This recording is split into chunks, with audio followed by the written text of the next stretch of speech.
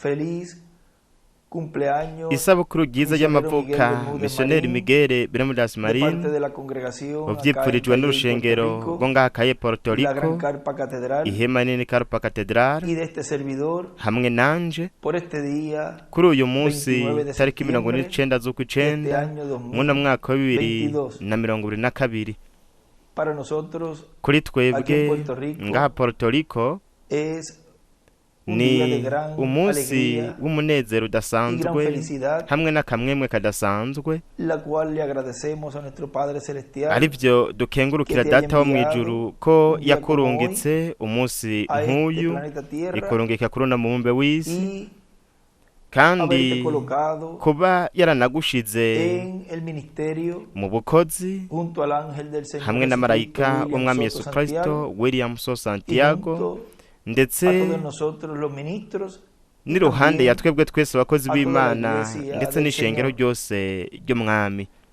Y le kandi agradecemos a Dios turakengurukira cyane la labor Imana que has estado igikorwa en favor de toda la iglesia del Señor, igikorwa wamye ukora ku ishengero y la que ryose ry'umwami continuarás ndetse haciendo n'ico uzobandanya ukora hasta que lleguemos kugeza todos igihe tuzoshika a la twese cena de las bodas mu del mazimano yo Cordero, kubw'umwagazi y w'intama así allí nuko disfrutar de aho todas las tugaheza bendiciones que tukanezerezwa Dios tiene tukigina imigisha de ahí yose en Imana adelante para ifise todos y cada uhereye uno de bwo nosotros. kabandanya kuri umwe wese muri twebwe Estamos muy felices y muy agradecidos turahimbawe a cyane Dios kandi turanezerewe turashimira Imana haberte Dios enviado en kuba medio nuestro Imana yararungitse hagati muri twebwe y haber yarakurungitse estado hagati muri twebwe con el ndetse ángel del Señor Jesucristo ukabana na marayika w'umwami Yesu Kristo en toda esta labor, toda esta muri kino obra gikorwa cose que n'uno Dios murimo llevó a wose cabo a través Imana de él yakoze mientras biciye muri estuvo we aquí en el planeta mu gihe Tierra, yari akiri ngaha ku mubumbe y w'isi ahora ubu estás naho en esta importante labor ukaba uri como mwa kino estuviste gikorwa gikomeye cyane con el nk'uko mensaje del hermano Branham, wabaye no mu butumwa bwa que mwendata hemos escuchado en Branham varias ocasiones, twarumvise donde nos has inshuro hablado nyinshi aho wagiye uratubwira todo ese testimonio de esa labor udushingira que Dios intahe y'igikorwa te permitió Imana tener y yakwemereye hacer, kugira las no cuales gukora cada vez que las hablas nos gozamos arivyo en gran igihe manera, cose ubivuze y siempre biratunezereza deseamos cyane escuchar kandi buri gihe todos tuba esos twifuza testimonios kumva izo de esa ntahe obra de fe z'ico gikorwa que co Dios a kwizera través de tu Imana biciye muri has wewe realizado en medio de la yakoze iglesia del Señor. mu ishengero ry'umwami Luego también hanyuma kandi con el mensaje del ángel del Señor Jesucristo, hamwe William Soto n'ubutumwa Santiago, bwa marayika w'umwami Yesu Kristo también en esa labor tan naho hermosa nyene muri ico gikorwa ciza que estuviste cane realizando desde el ico comienzo wakoze uhereye mu ntango hasta kugeza que él igihe se we fue. yagenda Luego también ndetse la labor que estás llevando a cabo n'igikorwa en este uri tiempo kurakora final muri kino gihe en ca favor nyuma de la iglesia del Señor, kubw'ineza y'ishengero lo cual ry'umwami es una obra arico ari igikorwa está siendo de gran ayuda y igikorwa bendición kigo kiraba ic'ubufasha para que n'umugisha todos los hijos e kugira hijas ngo de Dios twese abahungu n'abakobwa confirmen b'Imana más en la fe de este dushikame glorioso cane mu mensaje kwizera k'ubutumwa y bwiza vean cane la luz de Dios, kandi tubone la umuco luz w'Imana de la Shekinah, la luz umuco del wa lugar Shekina santísimo, umuco wahera alumbrándonos por cane medio de su palabra, utumurikira biciye mu ijambo ryiwe que en este tiempo el Espíritu Santo iryo muri iki gihe mpwemu nos está yera dando para así ariko araduha ser preparados kugira ngo bityo para obtener esa fe de dutegurwe rapto. kugira ngo turonke ukwizera ko O sea que kunyakugwa has tenido ni ukuvuga yuko en todas las labores, podemos redondearlas, we yagize mu Interés. bikorwa byose twashobora kubidondagura y muri ivyo bitatu sabemos que Dios se kandi turazi yuko perfecciona en Imana itunganirizwa muri Estuviste gatatu con el mensaje del warabanye hermano Branham, warabaye mu butumwa bwa Luego mwendata estuviste Branham hanyuma en la uranaba etapa no mu ntambuko de el mensaje de nuestro hermano y'ubutumwa William bwa en sus mwendata comienzos y toda la William buena mu historia ntango hasta hamwe no mwugo urugendo que se nos rwose fue, kugeza que igihe se fue, yagenda kugeza y igihe ahora estás yatuvamwo en esta etapa, yagenda ubu naho O sea, uri muri no eres ntambuko ni ukuvuga ngo un bienaventurado uri umunyamahigwe que Dios te ha permitido kuba Imana estar yarakwemereye en kuba todas estas etapas muri izi ntambuko zose y kandi conociendo el tiempo en que estamos viviendo, tumenye igihe turiko el turabamwo tiempo en donde de un igihe momento a aho otro umwanya uwo ari wo wose ocurrirá la resurrección hazoba y la transformación de umuzuko nuestros hamwe no cuerpos, guhindurwa kw'imibiri yacu estemos como ministros nk'abakozi Y como b'Imana creyentes canke nk'abizera en las diferentes bo mu congregaciones mashengero apercibidos atandukanye tube tugavye para estar preparados para kugira ngo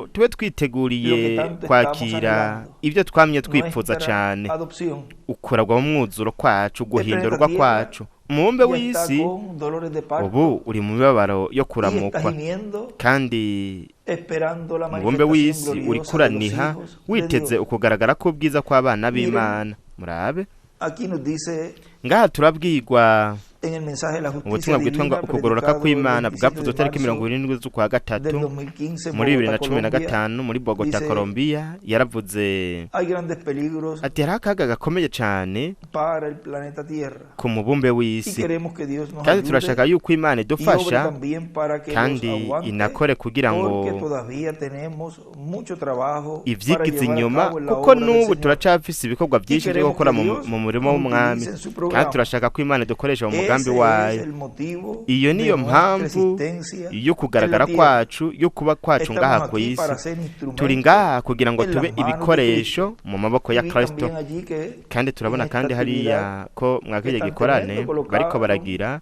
motivo y objetivo bacise impamvu o n'ihangiro algo así, canke ibintu colocaron, nk'ivyo me enviaron el bandungikiye afiche, afishe canke aho vyanditse no me he conectado porque sinari enseguida nikonekise llegué kuko ngishika de una cita médica que tenía nari mfise rendezvous y n'umuganga me puse a estudiar nuko nca nshikira para kwiga hablarles kugira ngo ndababwire estas ndabaganirize ano majambo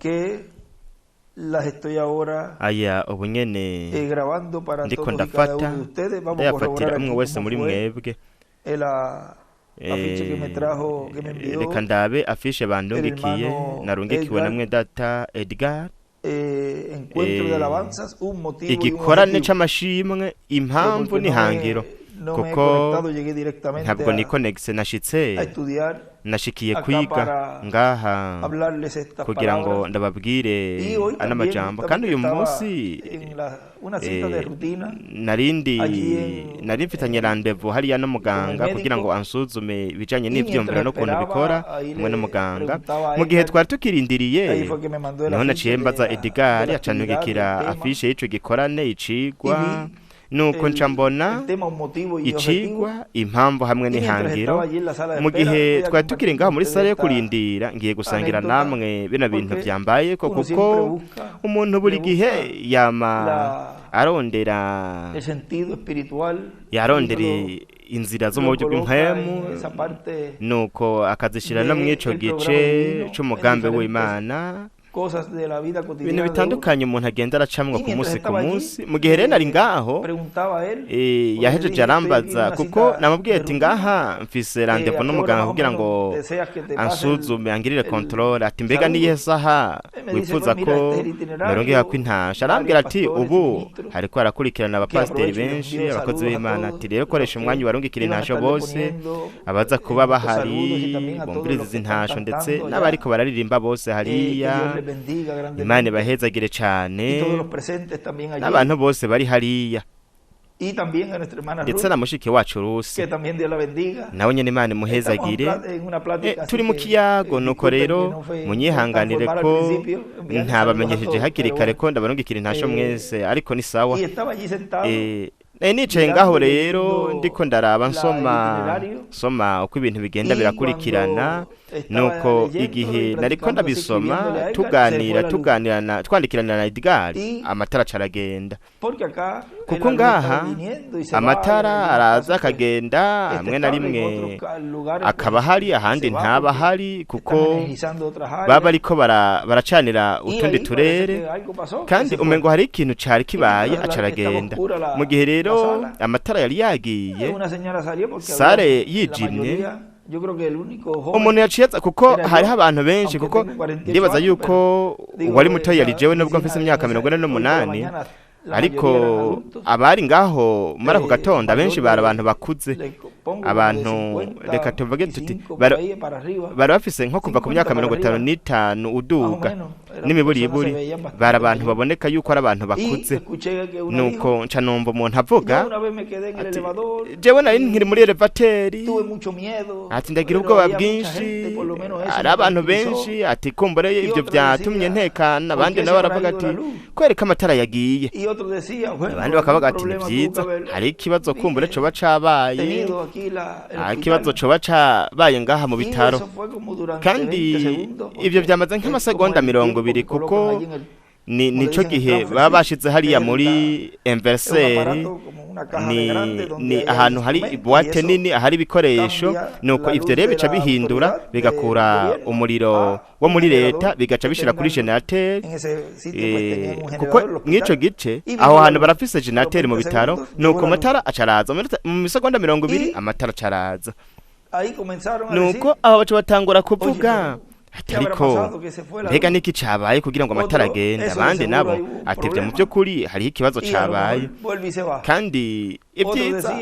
araza akacasubirayo ahandi bakavuga ati ariko wangene bitangaje kubera iki yagiye ati ntiyarategerezwa kuba yagiye n'amajambo menshi bagiye baravuga ngaho muri sare nta numwe muri bo yavuze ati Imana ishimwe ko amatara yaje canke yavuze ati amatara yaje ati naco bitwaye ingene vyagenze ariko yaje ingene babikemuye ariko yaje uko niko rero biri no mu mugambi w'Imana akenshi Imana iraducisha mu kigeragezo mu bintu runaka nuko ikaduha inyishu reka tubivuga uko ikatwereka umugambi wayo ikaturongora mu mugambi wayo ikadukura muri izo ngorane zose dufise nuko igihe twaba twarose izo nyungu ntitube tucibuka ntitwibuke yuko Imana iriko irakorera hagati muri twebwe nuko ico dukora kukaba ari ukubazagiza ntitubone ubukuru ugukomera uko Imana yakoresheje muri ako kanya kandi mu bihendwe by'ishengero byariko bica mu mwijima nyuma y'urya munsi utangura ku mugoroba ugatangura no muco mukeyi uburi ku mugoroba kuko iminsi itangura ku mugoroba kandi uwo muco mukeyi uba wamaze kuba uwo mw'uwo munsi mushasha ariko n'umuco n'umuco ugenda urasubira inyuma urenga hanyuma ijoro rikaza ariko hanyuma y'ijoro haca hatangura umunsi mushasha haca haza uwo munsi mushasha w'ikiringo kandi igihe muri kino gihe Imana yajana marayika wayo ntumwa womenga umuco w'ishengero warazimye womengo turi mu mwijima ariko niho Imana ibirikira muri kirishengero cyane ikoresheje umuco wahera ha cyane umuco w'ikibanza ayico kibanza gihuye n'ikiringo cyo bwami umunsi mushasha w'ikiringo ariko iyo umuco watse tariko ni gute uno muco uri kuraza uvuye hehe ntibyashoboka ko hobaho umuco abenshi bagatangura kubazagiza abandi bakanezerwa bagahimbagwa yuko umuco w'izuba ry'ubugororotsi uriko uratumurikira muri uno munsi mushasha w'ikiringo nashatse kubazanira kubabwira kano kantu kabaye hariya turi muri sale yo kurindiriramwo kumbure si vyiza kubivuga nk'uko canke kubigereranya nk'uko ariko mwebwe muri ko muranyumviriza ndabivuze nk'uko mu buryo busanzwe kugira ngo mutahure yuko byongeye no mu buryo bw'impwemu mu mugambi w'Imana buva mu gihe uja mu kindi igihe cose hugurutse igihe hanyuma kikugagwa haraba h'umwijima muri uko kubisikanya ariko Imana icirungika ukugaragara kwayo uburongozi biciye muri mpwemu yera uwamye arongora ishengero ry'uva mu gihe uja mu kindi ico gituma yavuze mu vyeshuri Yohana muri buri gihe kwiherezo yaravuga ngo uri no gutweho kumva niyumve ico mpwemu w'Imana abwira amashengero buri gihe mpwemu w'Imana yamye ari mw'ishengero ryiwe ubonaho muri iki gihe rero womenga ishengero ryagomye riri mu mwijima nubwo dufise ubutumwa buhwanye n'iki gihe ca nyuma ariko nta muntu ahari yatsa umuco nta n'umwe ahari yatsa umuco ariko muri iki gihe ca nyuma hariho umuntu ashobora kwatsa uno muco ni mpwemu yera akorera mu ishengero ryiwe atumurikira muri uno musi mushasha w'ikiringo kandi ibi bintu vyambereye vyiza muri iki gitondo jewe imbere muri jewe nariko ndatwenga nkavuga nti nk'uko vyamye bigenda biraba muri iki gihe ca nyuma mu gihe umuntu ariko aravuga umuntu ariko avugana n'uwundi nuko kumbure anavuga impamvu y'igituma ati ntibishoboka Imana yaramaze kutumurikira irahera ha cane hagati y'abakerubi babiri hejuru kw'isanduku y'isezerano iriko iratumurikira mu bwiza bwayo no kuvuga ngo na teofaniya yayo iduha umuco w'umunsi mushasha w'ikiringo kandi abandi reka tuvuge ngo nk'uko jewe nari ndabahagarariye hariya abandi baranezerwa kuko hariho umuco nanje nashobora kuba ndi ngaho niteze guhamagagwa kugira ngo umuganga anyitwararike no kuvuga ngo nari nezerewe kuko icari canjanye hariya muri gasari yo kurindiriramwo cari kigiye kubandanya kuko hariho umuco hariho umuntu ngaho yahinduye kuko nubwo hariho enverseri ariko n'umuntu yayishize hariya kugira ngo ice ihindura umuriro iwushire kuri generateur no kuvuga yuko buri gihe habayeho uruhara rw'umuntu kuko Imana buri gihe ikorera mu biremwa abantu bishushanirijwe muri ivyo bashize hariya kumbure yabikoreheje iminwe yahindurishije iminwe ariko namba bashizeho enverseri automatique nayo nyene yashizweho n'umuntu uko niko kandi biri no muri buri gihe na buri kiringo Imana ishira mpwemu yera hagati mw'ishengero ryiwe uwo mu ambasaderi w'ijuru uwo muntu ashobora kwatsa umuco muri buri gihe no muri buri kiringo nanje nari nezerewe ngaho kuko hariho umuco uko niko rero n'abana b'Imana batoje n'Imana bo muri iki gihe ca nyuma turanezerewe cyane yuko turiko turaronka umuco wahera ha cane turiko turaronka uguhishurirwa kw'Imana uguhishurirwa umwe wese muri twebwe akeneye ariyo ino mano yanyegejwe yari hariya kugira ngo turonke kwizera ko kunyakugwa kandi abantu yavuga ngaha ngo nari mpagaritse ngaha kugira ngo ndababwire kuri ibi bintu byambaye ko mu gatondo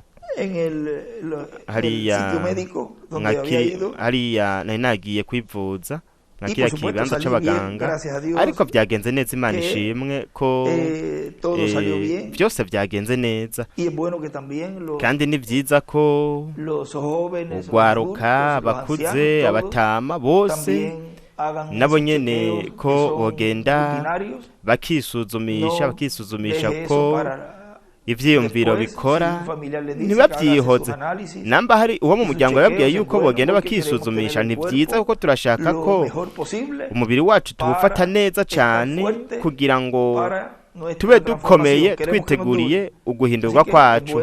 Nuko rero dushaka ko bigenda neza, dushaka ko tubyihoza ngo tuvuge tutoya jewe byo ntabyo nkeneye kuko ngiye guhindurwa. Oya, buri gihe twame tugenda kwisuzumisha ku baganga.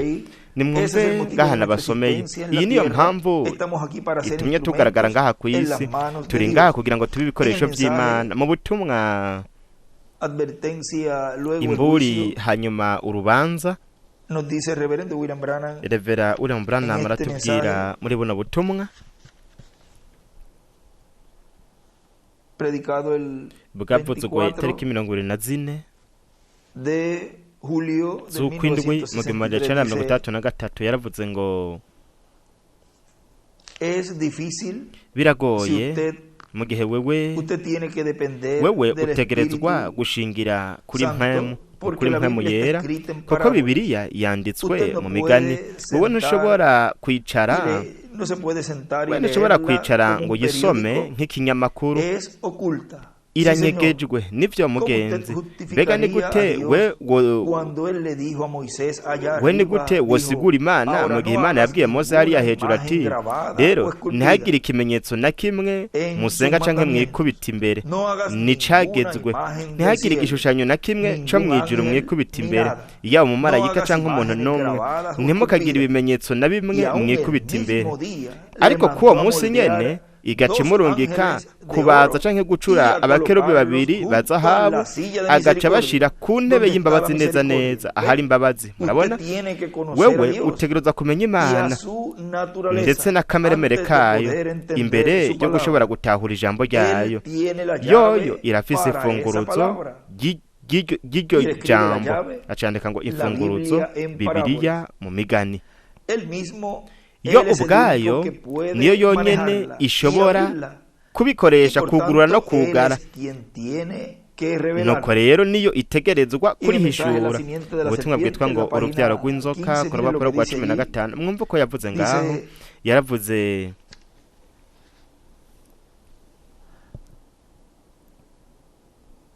si él no lo hizo mu gihe atabikoze mu kibanza ca nyuma, kubera ko yemeye icaha kandi yari umucunguzi.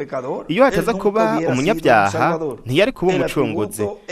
Utwo turemangingo two muri iyo ntitwashobora kugaragazwa.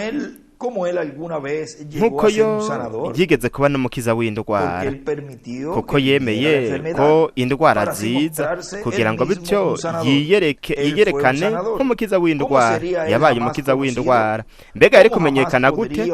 Mbega ni gute uturemangingo twari gukora? Mbega ni gute yari kuba umukiza w'indwara mu gihe hatari kuba indwara n'imwe?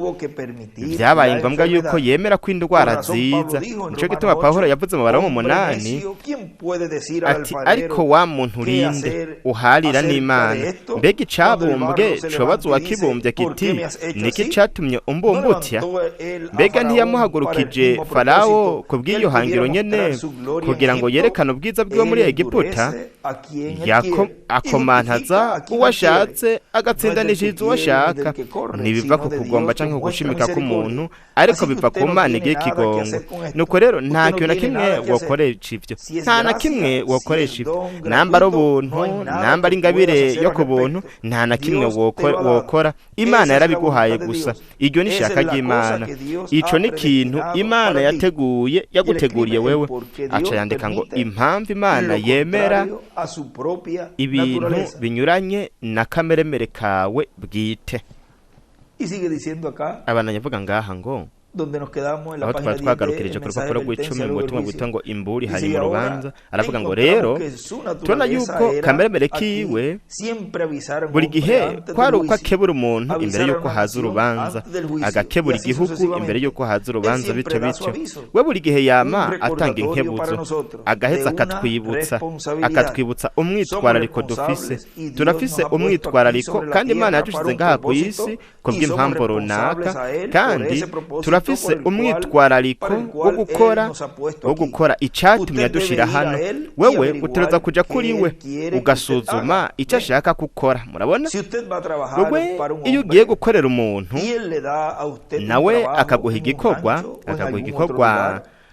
muri ferme canke ahantu runaka, wewe ugiye ukicarira hariya hanze ukavuga uti ni byiza, murabona utegereza kugenda ukamubaza icyo ashaka gukora, hanyuma ukagenda ukagikora. Namba uri gukorera umuntu usuzume amabwirizwa amategeko yiwe yariyo uyamenye.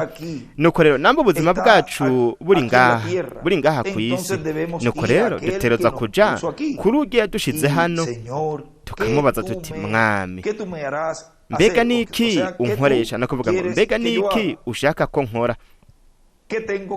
Mbega niki ntegereza gukora? Kubera ikindi hano namba ari kugira ngo usange inzu canke wotse ivyombo, namba ari kugira ngo ukore ico Imana ishaka gukora, ugikore neza cane nk'uko uzi kugikora. Ntaco bitwaye nubwo coba gito gute, naho coba gito gute utegereza kugikora. Uravuga uti ni byiza. Ikibazo muri ibyo ni uko umwe wese muri twebwe ashaka gukora igikorwa ca mugenzi we. Twese turashaka gutwara umupira nk'uko tubivuga, mwe murabibona. Nico kimwe n'ino saha mfise hano. Rero buri rushinge rwose ruzunguruka hariya imbere, nubwo rwoba ruto gute, rurafise ikibanza cago. Rero igiti cose cayo nticobura urushinge. Rero jewe ndaba gusa inshinge kugira ngo ndabe aho isaha igeze, ariko hagize rumwe muri runo rushinge ruri ngaho imbere rwononekara, aho ntirushobora kwerekana isaha nyayo. Uko niko biba ku bantu. Twebwe twese tugize umubiri wa Kristo. Umuntu ategerezwa kuba mu kibanza ciwe kandi tukaba mu bumwe. Murabona, nuko rero turashobora kuraba tukabona isaha umunsi ugezeko. Murabona, abo ku isi bazoheza bitegereze barabe ico arico. Murabona, ariko bo bariko baraba wowe nyene, bariko baraba mwebwe, kandi wewe nubwo woba kajya karosoro gatoya canke igarosoro nyamukuru, ico woba ico cose, wewe ukora igikorwa neza, ugikore neza muri ivyo. Rero kubera iki dufise umwitwarariko? Rero kuko dufise umwitwarariko uwo dutegerezwa gushitsa imbere y'Imana umunsi umwe. Buri muntu wese aza ngaha ku isi ategerezwa kwitaba imbere y'Imana akashitsa umwitwarariko wiwe, kandi abenshi muri twebwe dutegerezwa kuwitaba tukawugira nk'itegeko, nk'ibwirizwa. Twebwe uno mwitwarariko ni bwirizwa twategetswe n'Imana, naho woba umeze gute, naho woba gusanga inzu, naho woba wo gusanga inzu uwisange neza. Ivyo nivyo namba naho wahawe umwitwarariko wo kuba umurimyi mwiza. Ico Imana yaguhaye gukora, wewe warahawe bwirizwa, ni nk'itegeko ryo kugikora. Wotereza gukorera ico kintu Imana, kuko iyo ifatiye ibintu byose kugira ngo ubikore. Ezekiya yarateguwe nk'ubutumwa yasomye cyanditswe cyo muri Yesaya igice cya 39 nk'icyanditswe c'intango yabona butumwa. Ezekiya yarakebuwe kugira ngo yitegure, kuko yategerezwa guhura n'umuremyi. Rero Ezekiya yari umwami n'umuntu akomeye cyane. Mwabonye ikintu yasabye hano? Ti mwami, ndakwinginze unzirikane, nagendeye imbere yawe mfise umutima utanduye. Mbega intahe twatereza gushinga uyu munsi, kandi yatereza kuba umuntu agendera imbere y'Imana. N'urupfu rwari rwavuzwe kuri uwo muntu, ariko yamara Imana yarahinduye ihangiro yari imufiseko, kuko Ezekiya yashaka gukora ikintu. Imana iravuga ko Imana yavuze ko izoduha ibyifuzo by'imitima yacu. Mu gihe ca Ezekiya, igihe ca Ezekiya cari caheze, yaragwaye kanseri canke ikindi kintu cyaje cose, kandi bavyita ibivyimba muri iyo minsi. Yandika ngo Ezekiya yaragwaye kanseri, ariko twe turazi yuko ibivyimba mu buryo busanzwe bidashobora kukwica, vyovyo birakira. Ariko kumbure yari kanseri, yari yagaragaye nk'ikivyimba. Imana ibwira Ezekiya, ibwira Yesaya, iramubwira ati genda ubwire Ezekiya ko agiye gupfa. Ariko Ezekiya yari afise ikintu yashaka gukora. We yari afise utumirongo dutatu. Wewe iyo usabye ikintu Imana, wewe utegereza kugira impamvu y'icyo kintu ni nk'iki cyanditswe icyo nkunda kuvuga cyane. rero yaragiye kuvuga Mariko igice cya 11, nimwabwira uno musozi muti shinguka utabwe mu kiyaga, ariko ntimukekeranye, mukizere ibyo mwavuze bizoba, muzoronka ibyo mwavuze. rero byose bigenzurwa n'impamvu hamwe n'ihangiro, murabona, canke ntibizoba. acandika ngo impamvu hamwe n'ihangiro kugira ngo bibe. Wene ushobora kuja hariya hanze, aho niho rero twebwe abantu benshi muri twebwe bakorera amakosa, baragenda hariya hanze bakavuga bati rero ndakwereka yuko mfise ukwizera ko gukora ivyo. rero mu gutangura tuba twihenze cyane. Imana ntiguha ingabire kugira ngo uzikinishe.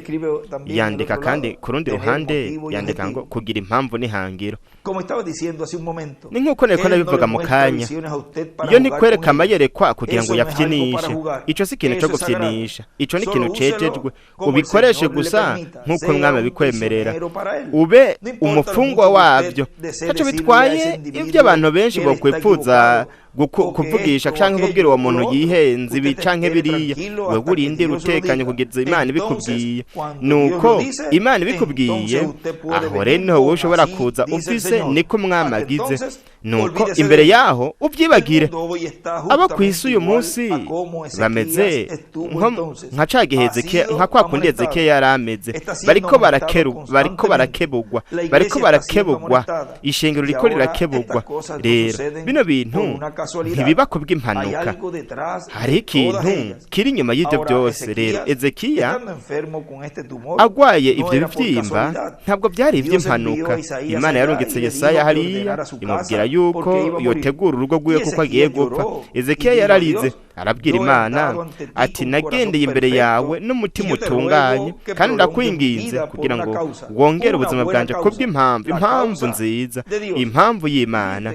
kandi mwumvira ibyo nibyo Dr. William yatubwiye ko we nawe nyene yasabye uwundi mwanya Umwami, kandi yavuze bino bintu canke yavuze iki cyanditswe arico kivuga ko vyabaye kuri Hezekiya. yasabye uwundi mwanya, yari afise impamvu hamwe n'ihangiro, co kimwe na Dr. William nawe nyene yasabye uwundi mwanya kubw'impamvu hamwe n'ihangiro, objective na motive. Imana yarabwiye umuvugishwa, iramubwira ati subirayo mubwire. mbega ibisi bitangaza. Hezekiya yari umuntu akomeye cyane ku isi, murabona. Hezekiya yari umwami n'umuntu w'Imana, we yari umuntu w'ukuri. nambe yarashoboye gusaba ibyo imbere y'Imana, Imana ntimukarire ku bw'ibyo, ati nagendeye imbere yawe n'umutima utunganye. rero ibyo bivuga byinshi, murabona. Imana ntiyigeze ivuga ati oya Hezekiya, ati we ntabyo wakoze, ahubwo yaremeye ko yari yabikoze. iravuga ati ngiye kukongereza iminsi y'ubuzima bwawe, ati ngiye kuguha ibyo wasabye. murabona, kubera ko yari umuntu agororotse, yari yabaye umushumba w'ukuri wa Kristo. nuko turumva yuko dufise uburenganzira bwo gusaba ikintu nk'icyo mu gihe impamvu zacu dufise hamwe n'ihangiro ari ibyo kuri. rero turabona uyu munsi yuko imyaka myinshi iheze, navuga ngo nko mu myaka 15 iheze canke iyirenga, hagiye haraba inkebuzo mu bihugu byose, ati nimwihane canke muze muhone. kandi mu myaka ya nyuma 15, aho nko kugeza muri 2017, ino myaka ya nyuma 15 iyo yari ari ku isi, aho yari ari ku isi, yari kwarakebura umumbe w'isi, isi yose hamwe n'abayibako, yuko bokwihana canke bagahona. ico gikorwa yari karakora muri iyo myaka ya nyuma 15, kandi harageze igihe ubwo yabwiwe ko yatereza kugenda muri 2017, kandi we ngaho yasabye ubundi mwanya kugira ashitse iyo mpamvu hamwe n'iryo hangiro ryari ryatumye asaba ubundi mwanya ari wo Imana yamwongeye kugeza tariki 30 z'ukwa gatatu muri 2019. ariko yari karakebura abo ku isi ndetse anakebura ishengero ry'umwami, ishengero mugeni, yuko ryo kwihana canke rigahona. ariko batorejwe n'Imana bazoba batekanye, kuko nyuma hazoza igihe aho ibyo bizohinduka ukuri muri buri muntu wese, byaba ibyo by'uko bo bazogira mu mibiri yabo uko kwezwa gukenewe ahera ha cane kugira ngo baronke muri bo,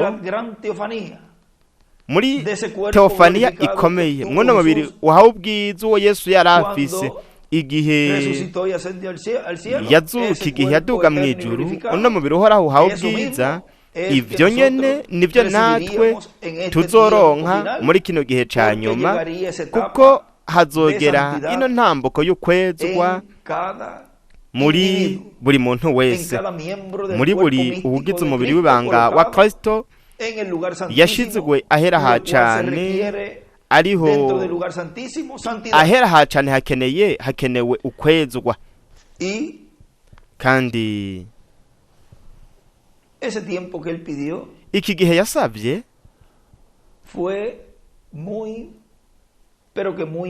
cabaye igihe gikomeye kandi gikomeye cane, kuko ikintu gikomeye cane cariko kiraba mw'ijuru. nticari kindi uretse izi mpinduka z'ibiringo z'ikiringo, arizo hagiye kuba impinduka z'ikiringo, hari hagiye kuba n'impinduka z'intebe y'ubwami, ihinduka ikareka kuba intebe y'imbabazi, ikaba intebe y'urubanza, akareka kuba umwagazi w'intama akaba intare, kuko mu gihe we yariko aratuganiriza mu mbabazi, yicaye ku ntebe y'imbabazi, twari turi mu kiringo c'ubuntu, kandi mu mwuzuro vyahindutse ukuri. ibintu byose yariko aratubwira ko bintu bizoba muri kazoza mu kiringo gishasha, ari byo biba muri izi mpinduka z'ikiringo, muri izi mpinduka z'umwagazi w'intama ab'intare. bananya kuvuga ngo nk'iyo kijya kibuye ubundi mu butumwa butanga kugororoka kw'Imana bwavuze tariki 27 z'ukwa gatatu 2015, aho twagarukira icyari. kandi muri iyo minsi umengo hariho ikibuye cari cegereje, kuko yavuze ngo nk'iyo kijya kibuye caje mu gatondo, iyo cakata gato kigakora ku isi, twese tuba turi mu buringane bwa gatandatu. nta byizigiro biba bigihari by'umuntu n'umwe, nk'uko byabaye mu miliyoni y'imyaka iheze mu bigendajuru canke ibibuye vyagiye bikorokera ku isi. ibikoko ibikoko binini ndetse n'ibikoko bisa n'ibikomeye cyane byose byarapfuye, nk'uko byabaye no mu gihe cya Nowa n'umuryango wiwe. nibo bonyene bizeye integuro y'Imana, umugambi w'Imana kugira ngo bakorere Imana, kandi ntibahangayikishijwe no kurondera Imana nk'uko byari biri mu mugambi w'Imana. kuko so kuvuga uti ndakunda Imana, ndarondera Imana, ati ndasenga Imana, bitegereza kuba byisunze umugambi w'Imana wo mu gihe hamwe n'ikiringo wewe wemerewe kubamwo. wewe ntiwavuga uti nzokorera Imana nk'uko Nowa yakoreye Imana hamwe na Nowa, nuba ku bwato busanzwe. ibyo byari bya kijya gihe. wowe uri kurasubira inyuma ibihumbi n'ibihumbi by'imyaka, uri kugerageza gukora ikintu wewe utahawe gukora. bitari uko naho Imana yari kugushiraho muri kijya gihe, kandi atacu ukoze mu gihe wemerewe kubamwo, nuko ukaba wabayeho muri kijya gihe, nawe nyene ntiwari kuba ku ruhande rwa Nowa. nuko rero dutegereza gutahura integuro y'Imana yo mu gihe cacu, ni ukuvuga si usted hubiese wewe iyo uza creído kuhaba iyo uza en kwizera el tiempo mu gihe de Noé ca Nowa y hubiese ayudado a Noé nuko ugafasha en Nowa construir el arca, mu kubaka usted en ubwato este tiempo, no muri si iki estuviera en gihe este tiempo, ubayeho muri como iki está en este gihe tiempo, nk'uko bimeze muri también iki gihe naho hubiese nyene estado al lado wari kuba del uri ku mensajero ruhande de Dios de este rw'intumwa tiempo, y'Imana yo muri iki construyendo gihe una uriko gran wubaka catedral. iyo manini karupa katedrale y si allá kandi namba hariya hubiese sido de los que estaba en contra iyo uza kuba mu de bariko Noé, baragwanya Nowa construyendo el arca de ariko Noé, yubaka ubwato bwa y Nowa combatiendo el programa ndetse divino allá banagwanya umugambi w'Imana en hariya Noé, bagwanya en esa Nowa construcción, en esa labor que Dios le llevó ariko a cabo. maka iki gihugu Imana yariko Acá iramukoresha estaría haciendo no ngaha lo mismo wobaye si uri gukora estuviera ivyo viviendo nyene en este tiempo. iyo uza kubayeho muri iki Si gihe estuviera ya en contra, acá namba hariya wari kuba uri kuragwanya naha woba uri kuragwanya hariya wabaye warashigikiye no ngaha woshigikira byoroshye cyane nk'uko kandi nk'uko tubikora muri iki gihe ni nabwo buryo nyene twobikoze mu gihe cyaco cose co muri kahise mu gihe ca Adamu mu gihe ca Nowa tubona ngo dukurikirana no kuvuga ngo ibintu byose dukora muri iki gihe ibintu byose wewe ubu uri imbere y'ijambo n'igikorwa hamwe n'inyifato wowe ubwira imbere y'igikorwa Imana iriko irakora muri kino gihe ni nayo nyifato nyene naco nyene wokoze mu gihe caheze rero bananyavuga ngo rero turabona yuko muri buri kiringo Imana irafise umugambi kandi irafise n'abantu kandi buri kiringo cose kirangirana n'urubanza nico gituma abantu bahangayitse abanyamadini nabo nyene kuko ikiringo c'ubuntu kiriko kirashika kw'iherezo mwene William ariko aratubwira hariya muri 2015 reka tubwira ahandi hantu kuko hariho n'ahandi hantu twarahasomye aho yavuze ko ikiringo c'ubuntu n'ubu kitari bwashike kw'iherezo ngaha naharatubwiye ati ikiringo c'ubuntu kiriko kirashika kw'iherezo no kuvuga yuko igikorwa we yariko arakora muri ico gihe cose ni igikorwa co mu kiringo c'ubuntu kandi uko Imana muri kino gihe ca nyuma igendera twereka iduhishurira ano mabanga nuko ikaduha kuno guhishurirwa ariko kwari kunyegejwe ndetse kunyegeje cane kugeza ubwo hatari kuba n'akantu na gatoya reka tuvuge duti n'akantu na gato k'ubumenyi nta na kamwe kari kavuzwe mu buryo bufoboye kugira ngo ntihabe ukwigana muri kino gihe mwidata William yari ngaha kandi byose byari binyegejwe cyane kugeza ubwo kugira ngo igihe Imana izoba iriko irashitsa umugambi wayo mu kiringo gishasha gusa abatorejwe n'Imana abatorejwe kera n'Imana aba aribo bazoba bariko baratahura iri banga kuko nibo bari kugira uno mwihwezo wa gihanuzi na mwihwezo w'ubuvugishwa kugira ngo ku munsi wa nyuma mu gushitswa kwiyerekwa gihema nini karupa katedrale batahure uko Imana izogenda ibungura ubwenge ibahishurira ivyanditswe kugira ngo batahure ibanga ryo kuza k'umwami ibanga ryo kuza kwa kabiri kwa Kristo bananya kuvuga ngo kuko ikiringo c'ubuntu kiriko gishika kw'iherezo kandi kizosozegwa Imana izogisozera n'ibihano ibyo abakristo bita akabura gakomeye aribyo bizoba ari ibihano biteye ubwoba nka bimwe byo mu gihe ca Nowa ubu si amazi ahubwo n'umuriro kandi aravuga mu gitabo c'imatanijwe urupapuro rw'ijana na 12 hepfo aravuga ngo rero umwagazi w'intama mu gihe cyo kutuvuganira arazi ab'amazina yabo yanditse mu gitabo cy'ubugingo uhereye ku mvisi itararemwa, kandi bataraza bose kugira ngo bagaragare ngaha ku isi, we ntashobora kuva muri ico kibanza. Murabitahuye? Aho niho hari ugutoranywa neza neza, ataraza kuguma ngaho kuko yaje gupfa ku bwabo bose. Imana yari yarateguriye ubugingo budashira, we yarababonye ku bw'ubumenyi bwiwe bw'imbere y'igihe, atari ku bw'ishaka ryiwe. Kuko ishaka ryiwe nuko atanumwe yozimira, ariko kubwo kubamenya kera yaraza abazokizwa baribo amwe n'abazohona. Nuko rero mu gihe hazoba kibura n'izina na rimwe kugira ngo ritangazwe ku isi, Kristo azotereza kuguma ngaho nk'umuvugizi kugira ngo acungure uwo muntu. Ariko mwako kanya nyene iryo zina rya nyuma rimaze gushigwa mu irangi mu maraso, nuko rero iminsi y'ubucunguzi izoca ihera. Acacapa inyenyeri ya Dawidi, acacapa ku ruhande ngaho inyenyeri ya Dawidi. Uwanduye abandanye yandure, uwera akomeze yezwe. Nuko rero acapfa ahera ha cane, ico kibanza kigahinduka intebe y'urubanza. Haragowe abo bose bazoba bari hanze ya Kristo muri ico gihe. Rero ibi bintu bizohishurwa igihe umwagazi w'intama azova mu kibanza ciwe co kutuvuganira nka data. Ivyo biri mu vyahishuwe igice ca 5. Murabe aho canke igihe hazohishurwa ibi bintu byose, ni igihe azova mu kibanza ciwe co kutuvuganira, co kutwingingira.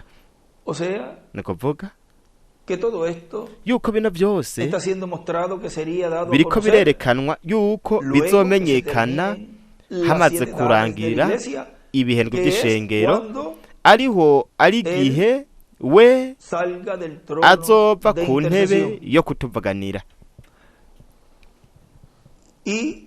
Kandi banayavuga ngaha ngo rero bino bintu bizohishurwa igihe umwagazi w'intama azova mu kibanza ko tuvuganira nka data. Ivyo ni vyashubwe ca 5. Afata igitabo kidambagije kudushasharandwe akakizingurura akacerekana kuherezo ry'ibihe, igihe ubucunguzi bwaheze kandi ibihe by'ishengero bizoba vyarangiye navyo nyene. Yandika ngo mu kurangira kw'ibihe by'ishengero we aza mu gihe ca mbere. Efeso arihishura arungika intumwa. Rero mwumvire neza, mu gihe turiko turegera imbere nibuke yuko igihe cyo biriko bizifuruka, mu gihe cyo biriko bizifuruka hisubiramwo intamboko ndwi z'umwungikanyo zisubiramwo, nijwi ry'imituragaro ndwi rivuga ryisubiramwo ryiyungikanya. No mu butumwa bwitwa ijuru ririko riratwihutisha bwavuze tariki 13 z'ukwa 12 muri 2004 muri Bogota, Colombia, yaravuze ngo nuko rero Yohana yararize cyane kuko byose byari byazimiye. Iyo hataboneka umuntu ashobora gufata igitabo gihesha uburenganzira, kandi umwe wenyine yashobora kugifata yari Kristo, nawe ntiyaboneka. Mbega byari byagenze gute? Ni iyihe mpamvu Kristo ataboneka, atagaragara? Twamaze kubona n'impamvu Yohana yarize cyane, nuko byose byari bizimiye. Iyo hatagaragara muri iyo ntambako y'Imana, muri ako gahe kagufi kari gatanzwe kugira ngo umuntu afate ico gitabo. Kandi ngaha hariho ibintu bibiri ngaha hejuru nashaka kubabwira. Ica mbere, niye mpamvu yatumye Kristo atagaragara, ataboneka? Nuko yariko aravuganira umuntu wa nyuma yari gushigwa mu maraso, ntiyari gushobora kuva ngaho. Ariko mwiyumvire, cari igihe co gufata ico gitabo. Ica kabiri naco, hari intambuko, agahe gato, ari nako kari katanzwe kugira ngo hagire umuntu afata ico gitabo. Kandi ako gahe gato kabaye agahe gato we yarari ngaha ku isi, ariko kabaye inyuma yo gusaba uwundi mwanya. Aho rero niho habaye uku kubisikanya kw'ibiringo biragaragara neza, kandi ni naho hakozwe izi mpinduka z'ikiringo mu by'ukuri mu buryo bugaragara neza mu by'ukuri ni ukuvuga ntabwo ibyo byari kuzoba muri kazoza cyangwa imbere gato nk'uko mu butumwa butandukanye yari yaravuze Rev William Branham nko mu gitabo cy'Imatane cumi na gatanu Data William, ariko cyari cyo gihe cyangwa intambuko y'Imana yagenywe n'Imana uhereye kuva isi itararemwa, ariyo yari yaravuzwe mu gitabo cy'imatanijwe ndetse no mu butumwa bwa mwene Data William Soso Santiago ko izoba. Ni ukuvuga ko Imana yari yamaze kuduhishurira igihe intambuko y'Imana iyo umuntu yategerezwa gufatira mu gutorera mu ico gitabo gihesha uburenganzira. Rero bananya kuvuga ngo rero Yesu ntiyagaragaye kandi nta wundi yari ahari yashobora kwisubiza ibyiwe. Sekibi yari yihagiye umubumbe w'isi hamwe n'ikirere, kandi mwiyumvira ingene twakomeje kugira turabona zino za huranka, ibihuhusi, nyamugigima n'ibindi n'ibindi, kuko Sekibi yari yihagiye ibyo byose, kandi ibintu byose bizobandanya biba ngaha ku mubumbe w'isi bibomborana. Ni imibabaro yo kuramukwa kubwo kugaragara kw'abana b'Imana. Abenshi bazoshobora kuvuga yuko hataba ikintu na kimwe muri ibi byago, ariko tweho turazi yuko ibyo byose bitegerezwa kuba kugira ngo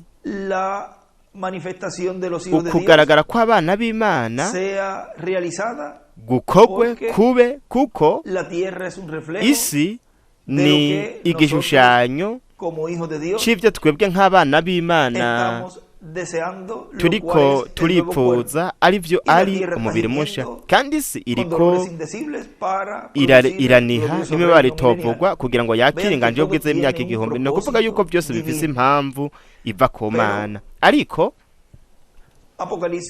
ibyahishuwe igice ca 17, ibyahishuwe igice ca 16 hamwe n'ibindi vyanditswe byashuwe igice ca 6 haratwereka ingene hazoba runo rugamba. Byashuwe 19 ariko kuza ku mwami, ivyo byose muri kino gihe ca nyuma bizoba biriko biragaragara mu mwuzuro kugira ngo izi mpinduka z'ubwami zibe, nuko hakugweho mu maboko ya Sekibi, mu maboko y'umugwanizi, hakugwe buno bwami ari bwo bwegukira Imana n'abana bayo, kandi aho ntazoba gishobora gukoresha imiyaga, ibihuhusi canke ibintu byose mu kurwanya ibiremwa abantu. Kandi muri no minsi muri Puerto Rico hariko haraba inuraka, kandi ibyo byose birafise impamvu, birafise igituma biba, kuko Imana niyo yemera ibintu runaka ko biba kugira ngo abana bayo begere cyane umugambi wayo.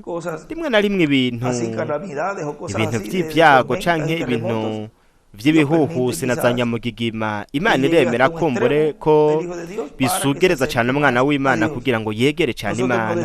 Twebwe ntitwipfuza yuko haza ugufyondwa, ariko kubera ko tutari mu mwiheburo, tudafise amatsiko nk'uko tweterezwa kuba tumeze, ni ukuri Imana irarungika ugufyondwa. Kandi ibyo byose ni ugufyondwa, nubwo icavuzwe cyane icavuzwe na Rev William Branham hamwe na Data William Soto ni rujya ruhamo hanyuma ruzoza ku nkumi z'ibijuju, ariko imbere y'uko gufyondwa igikoko hamwe n'ishusho y'igikoko hamwe n'inama nkuru y'amadini, nubwo uko gufyondwa bizoba biriko birafyonda ishengero mugeni ry'umwami Yesu Kristo ryo muri iki gihe ca nyuma.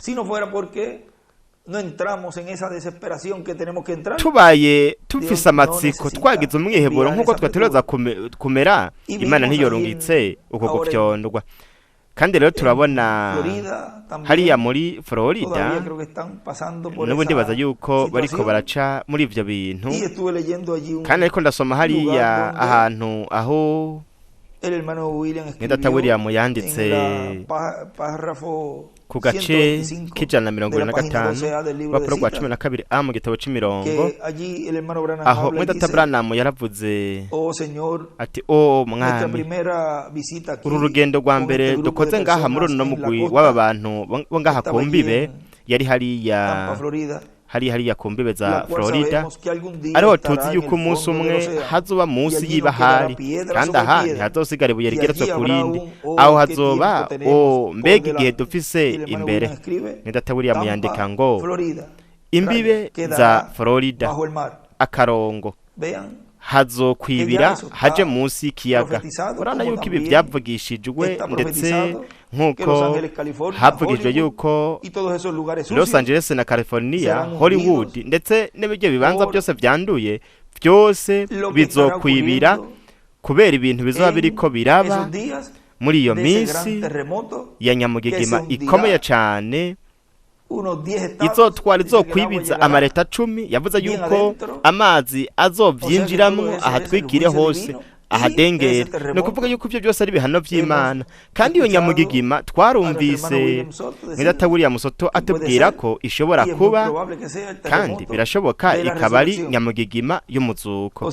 No kuvuga ko umuntu ntashobora kuvyitambikamwo ngo ashiramwo kuboko muri ivyo bintu byose byamaze kuvugishwa, kuko byose bitegerezwa gushitswa, kandi turi mu gihe aho Imana ifise imigisha ku bana bayo, ariko irafise n'ibihano vy'Imana kuri ubu bwami bw'abanyamahanga. Abana kuvuga ngo umutumwa bwitwa ngo mwijuru ariko baratwihutisha, aravuga ngo kubw'ibyo rero ubwami bwa Sekibi, ariko ubwami bw'umwijima bwamye bwihagira ibiremwa abantu uhereye igihe kiremwa mu rucagwa mu itongo rya Edeni. Kubw'ibyo rero ubwami bw'inosi buzobandanya kugeza byose bisozerewe buke buke, bunasozere canke bunahonye ibiremwa abantu, hatabonetse umuntu abereye ngo afate ico gitabo gihesha uburenganzira. Nene kwereka byose byari bigiye guhona, nuko kuba sentari yo mwijuru yari kirakora, ikiremwa muntu cyari caciriwe urubanza, kandi kubw'ibyaha byacu cyari guca gihona. Ariko Kristo kuba ari umucunguzi, kandi yaranapfiriye ikiremwa muntu kumusaba Karuvariyo, niwe wenyene yashobora kwigarurira ibyiwe agatora igitabo gihesha uburenganzira, mu yandi majambo iragi ryose ry'Imana. Rero Kristo ntiyagaragaye, ntiyabonetse. Yohana ararira cyane muri iryo yerekwa. Nico cari igihe rero gikomeye cyane mu bihe byose byo kuguhishurirwa ko byahishuriye Yohana, kandi ni naco gihe gikomeye cyane kigoye kubiremwa abantu ugushitswa kwino ntambuko ivyahishuriye Yohana. Kandi kino gihe cyabaye igihe we yarababaye cyane ku bijanye nino porogaramu canke ino nteguro Imana yariko irakora, aho ibiremwa abantu bari muri iki gihe gikomeye cyane kigoye. Cyo gituma yambwiye ati Benji, birakomeye biragoye, kandi ibintu byose byariko biraba, ubwo rugamba rukomeye cyane rwariko ruraba muri ubwo buryo bw'impemu, ariko ntibyari bindi uretse igihe intambako y'Imana aho yaragiye guhinduka, akareka kuba umwagazi w'intama akaba intare. Byose byariko birashitswa mu buryo bunyegejwe, kandi bunyegejwe cyane, kandi cyarimwe anerekana ngaha mu buryo buciye bugufi, kandi isi ntiyariko irabica n'ikanda haterwa n'Imana, bobo barabitahuye barabimenye, kandi imbere gato bagenda baratahura bakamenya, kandi turiko turanabona ingene Imana yariko irakora izi mpinduka z'ikiringo, uko Imana igenda, uko Imana yagiye iraduha umuco mwinshi w'ibintu vyabaye muri ico gihe. Bananya kuvuga ngo kuko iyi niyo ntambako y'Imana iyo twebwe turimo, aho Kristo ateruza kuva ku ntebe ya Data agafata igitabo gihesha uburenganzira mu ijuru akakizingurura mu ijuru, nuko akakora igikorwa cyo kwisubiza ivyiwe, akazura abapfuye bamwizeye, akanaduhindura twebwe abakiri bazima. Ivyo byose biri mu gikorwa cyo kwisubiza ivyiwe. Mu butumwa bwitwa ngo ugwaruka bwumva ijwi rya mpwemu yera ku munsi wa nyuma, kuva tariki 14 z'ukwa gatandatu muri 2015, ngakaye Puerto Rico yaravuze ngo mwibuke yuko abaronka intsinzi buri gihe nabo bagwana nk'Aburahamu yarose isezerano yuko azoronka, yuko Imana izomuha umwana biciye muri Sara umugore wiwe, kandi igihe yamuryo sezerano Aburahamu yarafise imyaka 75, Sara nawe imyaka 35, yamurusha imyaka 10, kandi igihe caraheze uwo mwana ntiyashika. Sara yagenda akura kugeza ubwo yatakaje kwizera n'ivyizigiro vy'uko azovyara umwana. Aburahamu nawe ntiyigeze atakaza kwizera, yagomye ashikamye yizigiye yizeye, kuko kuwizera byose birashoboka, kandi ku Mana nta na kimwe kidashoboka. Mariko 9:23. Kubw'ivyo rero Aburahamu yagomye ashikamye yiteze uwo mwana, byanditswe biravuga mu Heburayo ati ivyizigiro bigwanya ibindi vyizigiro, no kuvuga ngo yizera ikintu kigwanya ukuri, kuko yarashaje, yuko Sara atashobora kubyara kubw'imyaka yari afise. Aburahamu nawe nyene yarashaje yiteze ikintu ata muntu yari gushobora kwitega kwizigira, kandi mu buryo bwa kimuntu umuntu arashobora kurindira uguhindurwa kugira ngo aronke umubiri umeze nk'uwa Yesu Kristo. Kandi ivyo binyibutsa, sinzi ko nigeze kubivuga igihe kimwe, igihe twari ndibaza yuko namba tutari ku kibuga c'indege ku murongo canke ahantu runaka, Data Miguel sinzi yuko avyibuka, n'igihe twari ko turagenda, twari dufashe urugendo mu Data William, twari turi kumwe na Miguel ndetse na Data Julio Cruz hamwe nanje turi hariya, nuko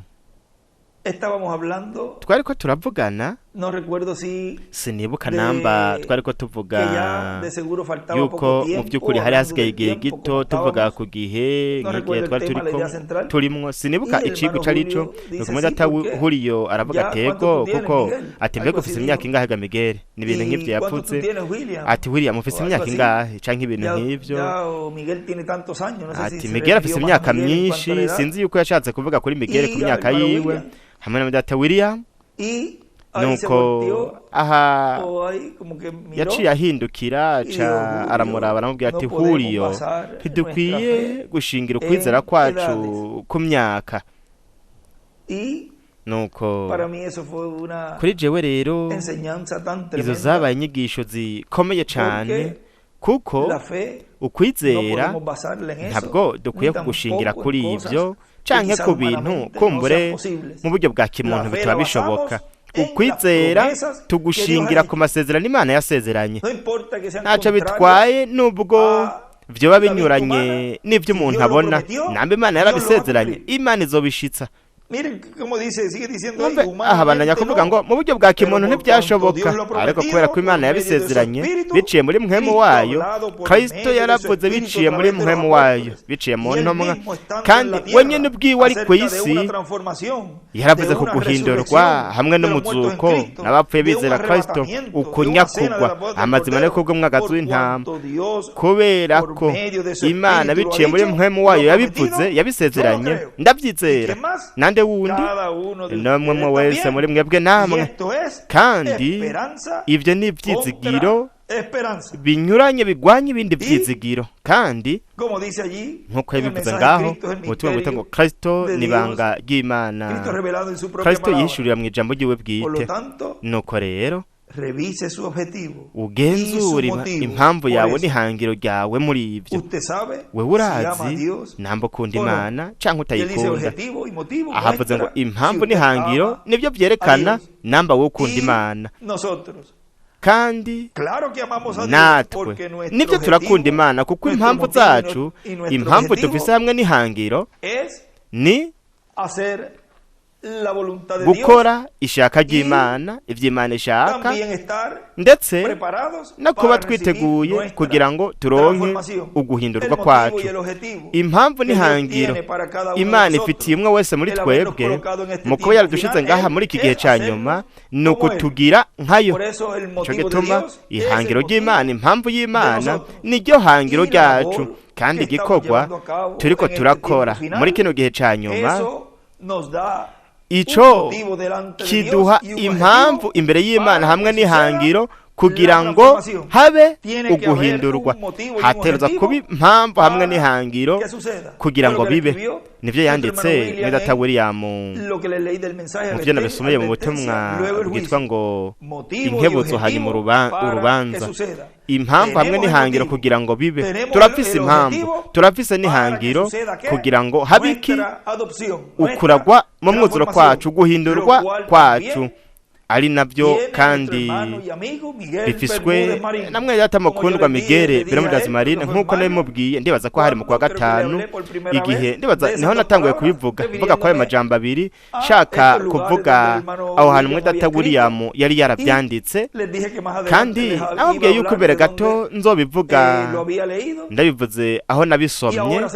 ubu rero nariko ndabisoma igihe nabimubwira ngaho yuko igihe nababwira ko twosengera mwe data Miguel, kuko afise impamvu hamwe n'ihangiro kugira ngo abe ari mu ishengero ry'Umwami, nkuko yagize impamvu n'ihangiro kugira ngo abe muri